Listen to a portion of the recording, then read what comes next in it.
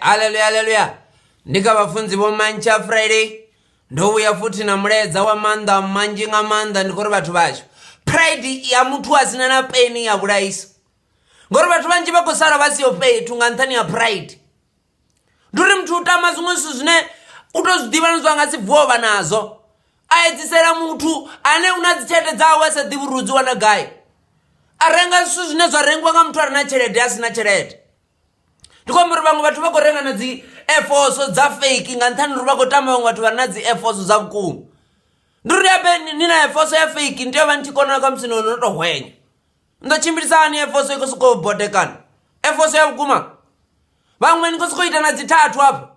ri ḓo ni wana ngei riṋe ri munangoni wa ṱaḓulu ni khou soko dzama u ḓiphumulekanya ni khou soko ita na mare ni khou zama u ḓiphumulekanya riṋe ri khou soko haleluya wa halalela ro dzhena riṋe no sala ni nnḓa nga pride ine a ina na peni a inipi tshithu